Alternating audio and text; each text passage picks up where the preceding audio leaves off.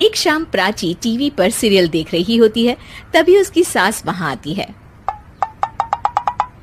अरे सीरियल में तो ऐसे मग्न है जैसे आज रात का खाना पड़ोसी आकर बनाएंगे। मुझे पता ही नहीं था आपने अपने बेटे की शादी पड़ोस में भी की हुई है। हैं? मतलब? मतलब इस घर में सारा काम बहू ही करती है, आप तो सिर्फ खर्राटे मारती हैं। अच्छा जी, फिलहाल तो तुम आराम फरमा रही हो, चलो जाओ, ये मेरे टीवी देखने का समय है। आहा, इसीलिए मुझे भगाया जा रहा है। सॉरी, अब तो बिल्कुल नहीं जाऊंगी। प्राची की इस बात पर दोनों सास बहू के बीच टीवी रिमोट के पीछे बच्चों जैसे छीना झपटी शुरू हो जाती है, जिसके बीच श्लोक भी काम से घर वापस आ जाता है। आज मेरी चूहे बिल्ली की जोड़ी किस बात पर झगड़ रही है? अरे तेरे बीवी मुझे टीवी ही नहीं देखने दे रही। अरे तुम्हारी मम्मी मुझे खाना बनाने के लिए फोर्स कर रही है। अरे वाह, ऐसे बेतुके रीजन पर तो बच्चे भी झगड़ा नहीं करते। अरे मुझे कुछ मत बोल, सब इसने ही शुरू किया है। हाँ हाँ, जैसे आप तो बहुत दूध की धूली है ना। अरे बस, दोनों चुप। प्राची जाओ, खाने की तैयारी करो। और माँ तुम छोड़ो, तुम्हें क्या बोलूं, शांति से अपना सीरियल देखो, मुझे दोबारा लड़ने की आवाज सुनाई नहीं देनी चाहिए। ऐसा बोलकर श्लोक वहां से चला जाता है, जिसके पीछे पीछे प्राची भी कुछ न कुछ बड़बड़ाते हुए रसोई में चली जाती है। हाँ हाँ, सासू जी को तो कुछ बोलेंगे ही नहीं, बस मुझ पर ही हुक्म चलता है, खाना बनाओ, जैसे मैं इनके घर में खाना बनाने के लिए आई हूँ।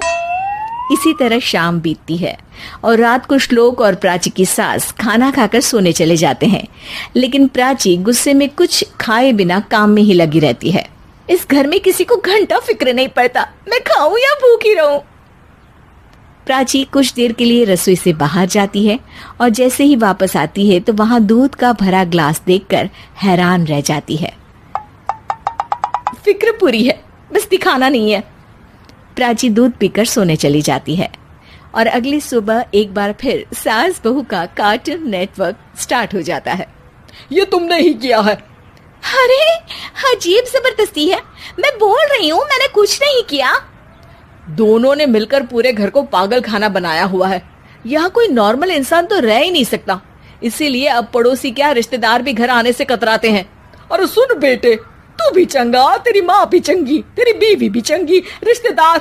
हाँ जी, आपको नहीं पता क्या, गंगाधर ही शक्तिमान है, रिश्तेदार ही। हाँ हाँ, बस समझ गया। कभी जानवरों जैसे लड़ेंगी तो कभी जुगलबंदी करेंगी। भाई मैं आप दोनों के बीच में नहीं फंसना चाहता। सास बहू की इस मनमौजी जोड़ी से परेशान होकर श्लोक अपना सिर खुजलाता वहां से चला जाता है। चलो अब मैं भी कीर्तन में जा रही हूँ। इस पर जैसे ही सास कमरे में अपना पर्स लेने जाती है तो वहां नाश्ते की प्लेट रखी देख मुस्कुराने लगती है और नाश्ता करके घर से बाहर निकलते हुए कुछ पैसे टेबल पर रख जाती है, जिसके कुछ देर बाद सिलेंडर वाला घर आता है। ओ मोरी मैया, मैं सिलेंडर के बारे में तो बिल्कुल भूल ही गई थी। घर खर्च के सारे पैसे भी मम्मी के पास है और श्लोक से बोला तो उल्टा 4 बात सुनाएंगे।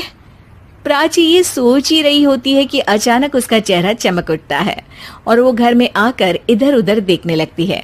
तभी उसकी नजर टेबल पर रखे पैसों पर पड़ती है, जिन्हें वो सिलेंडर वाले को दे देती है। ये सब श्लोक देख लेता है। अच्छा बेटे, इतना बड़ा घोटाला, सबके सामने मैं तेरी दुश्मन और पीठ पीछे तेरी मेरी यारी।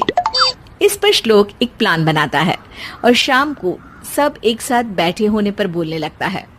माँ, तुम दोनों की बहुत लड़ाई होती है, इसलिए मैं सोच रहा हूँ कि प्राची को उसके घर छोड़ाऊं, इससे वो भी खुश रहेगी और तुम भी। अचानक श्लोक की ये बात सुनकर सास बहू शौक से उसकी तरफ देखती हैं। अरे ऐसे कैसे घर छोड़ाओगे, मुझे कहीं नहीं जाना। अरे तुमने बोला नहीं पर मैंने सुन लिया, तुम्हें मम्मी के साथ रहना अच्छा नहीं लगता, मुझे पता है। अरे वो अरे, जब बहू खुद कुछ काम बोले तो वो तुझे सुनता नहीं, और अब जो इसने बोला ही नहीं वो तू समझ गया।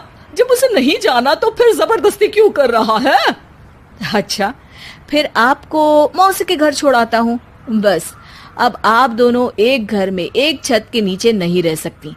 मैं इस टॉम एंड जेरी की जोड़ी को और नहीं झेल सकता। है? ऐसे कैसे नहीं रह सकते? तुम्हें इतनी दिक्कत है तो तुम्हारा बोरिया बिस्तर पैक कर देती हूँ, लेकिन मम्मी जी कहीं नहीं जाएंगी। बिल्कुल यही सुनना था मुझे। अगर दोनों में इतना ही प्यार है फिर हर वक्त ये लड़ाई का नाटक क्यों करती हो? देखा मैंने कैसे माँ किचन में दूध रखती है और तुम उनके लिए कमरे में नाश्ता रखती हो, और कैसे वो पहले ही तुम्हारी दिक्कत समझकर घर में पैसे रखकर बाहर जाती है। अरे भाई, इतना ड्रामा तो डेली सोप में भी नहीं होता जितना तुम दोनों ने इस घर में फैलाया हुआ है। तू हमें टॉम एंड जेरी बोलता है ना, तो याद कर वो दोनों भी एक दूसरे को बाहर वालों की बुरी नजर से बचाने के लिए हमेशा सबके सामने लड़ते थे, लेकिन अकेले में दिक्कत के समय मदद भी तो करते थे। बस हमारा रिश्ता भी कुछ ऐसा ही है। और वैसे भी अगर सास बहू में तू मैं नहीं होती तो दुनिया वालों को कहानियां कैसे मिलेंगी?